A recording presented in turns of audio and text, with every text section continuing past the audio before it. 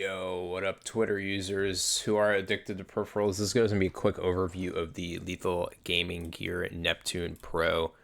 They were kind enough to send this out to me to give my thoughts on the pad, so I thought I'd just do a quick overview video. It's not going to be like a full-blown review, but I'm going to try to cover the various aspects of the pad, what I don't like, what I do like, compare it to a few other pads.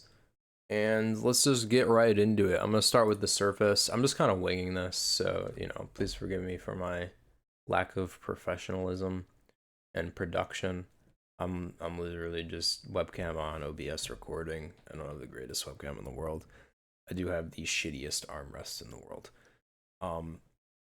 Let's just start with what this pad is. It is a speed pad, but I'm going to get more into that in a minute. It is described as a speedy surface with a hint of textural feedback, but it is described as smooth. It is Lethal Gaming Gear's fastest cloth pad option at the moment. Right here, I have the 500 by 500 with me, which is, I think it's, let me actually check on the website, $60 before shipping, taxes, and fees and stuff. And this is the firm. Let's just start with the surface of the pad. I would say this is a speed pad, but if we're going based off of control, balance, speed, those are like kind of like what peripheral enthusiasts categorize pads with. I'd say it's more on the balance side of speed. You do get a good bit, not good bit, but you get a locked in feeling with the static friction. It's rather not high, but higher for a speed pad. So I'd say it's a really good entry point for people who want to get into speed cloth pads. So it's like it's very controlled speed, I would say. But that being said, in terms of the dynamic friction, you do get a lot of openness. It is pretty fast, but nothing insane. Like, I would give the speed like a 7 out of 10. Like, if an Infinite Speed V2 or a Ghost Glide's Courage is a 9 or a 10, this is like a 7. There is a little bit more Y-axis friction, I want to say, than X. I don't know if that's intentional or a real thing, but I think it's a real thing. It kind of feels to be the case. Right now I'm using the X-Ray Pad Jade Airs on it, which feel pretty smooth. If I whip out my Beast Max with the Cyclones, it's about the same. Actually feels pretty good. So I think in terms of the textural feedback, it's noticeable. It's not super smooth. I'd give the smoothness of the pad like a 7 out of 10, just like the speed. I'm not rating the quality, I'm just rating like the amount of that aspect of the pad. I'd give both the speed and the smoothness about a 7. You can definitely feel a little bit of micro texture. It's probably going to be rather skate dependent when it comes to that in terms of how much you're going to feel that. Overall, it is smooth, but it is slightly textured. Absolutely nothing like an Artisan Heian or anything like that, but it's definitely something to note. If you were looking for silky smooth, I'd say it's not quite there. But it is nice. I personally like a little bit of texture on my pads. I find that it helps in some scenarios. So yeah, I would say speed 7, smoothness 7. Going on to the quality of the pad. The pad is pretty quality. The stitching is nice. Obviously not going to zoom in or anything. Comparing it to the regular Neptune, which I've also used, I wouldn't say it's like like some people told me it was going to be like way better than the regular Neptune. And to be honest with you, now that I have it and have used it, I don't think it's an insane step up from that pad. And one of the main reasons why is because, like, I would say the stitching is a little cleaner. The quality overall feels a little bit nicer. It is using a pour-on base instead of that Japanese rubber foam that they use on the standard series. But I would say the base, which is the next thing I was going to cover, it is a little bit slippery. So that's something to note of. I don't know if it's just my desk, but I have a lot of cloth pads that do stick to my desk really well. And I wouldn't say this is one of them. Like, it's no Gecko, it's no, even Artisan's mid, I would say sticks a lot better than this. There are ways around that. Like, you could, I think they say, like, wet the bottom of the pad will probably make it a bit stickier. I, I don't know. I don't do stuff like that. I don't really like to mess with stuff like that. So yeah, there's also a little bit, if you look really closely here, it does buck up on the edges a little bit. So mine is also not laying completely flat. It doesn't ever bother me in gameplay, but if you're someone that really has a lot of arm movement, like a low sense CS player or something like that, you might find that your forearm bucks the pad a little bit. Now, I do think this is going to be desk dependent. Like, I think it's going to stick to some desk surfaces better than others. Mine, like I said, if a gecko is like a 10 out of 10 stickiness, I'd probably give this, to be honest, like a 4.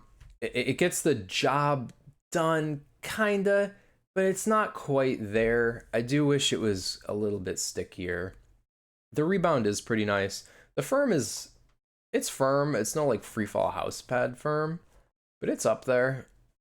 But yeah, like further on the base, like honestly, I would go for soft if you're not someone who presses really hard into your pad. And I would go for the soft just because I think it's going to be a little bit better of a base experience. It's going to feel probably a bit stickier and do a little bit better of a job of laying flat.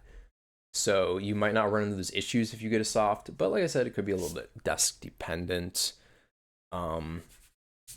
Overall though, the stitch edges are pretty low profile and quality. I would say that's a step up from the regular Neptune. And it's nice. It's a nice pad. I like the pad.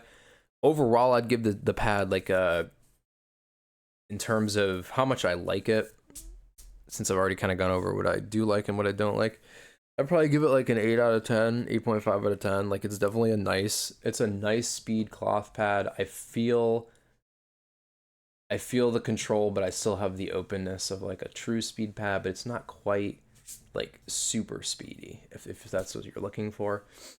Like I said, I would say it's a really good entry point for people who want a speed cloth pad, but they fear they're not going to be able to control it like in a game like CS. I didn't have any issues in any game.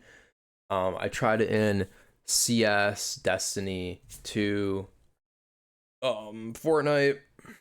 What else did I play? COD. I think that's it. That's all I've been playing on it so far. And I liked it in all of those games. It felt, wow, my hand looks like it's fluorescent glowing white right now because of the sun. I liked the pad. I do like the pad. It's just, I wish the base was better. And I would say that, like, as much as I do like the pad and perform well on it, I do think there are other speed pads out there that I like a little more in terms of the textural feedback and the feel of it. Not that there's anything wrong with this. I would just say that comes down to personal preference. As someone who's tested a lot of pads, I would say, there's just so many options out there these days. But this thing is a pretty killer pad overall. Like, I do really like it. I would put it, like, I'd probably, if I had a categorization of pads, it'd probably be like a B+ for me. Like I said, like I'd probably give it about an 8 out of 10. So overall, another thing I actually really do like now that I just did that, like if you get like a speck of dust or hair on it, it is pretty easy to just brush it off. That's one thing I dislike about cloth pads sometimes, is it feels like a hair or dust speck particle gets like embedded into the fabric, and it's really annoying. But this pad's pretty good with that. And overall, I think value wise, some might struggle to pull $60, I think it is, before shipping and taxes and fees and stuff, to get this pad.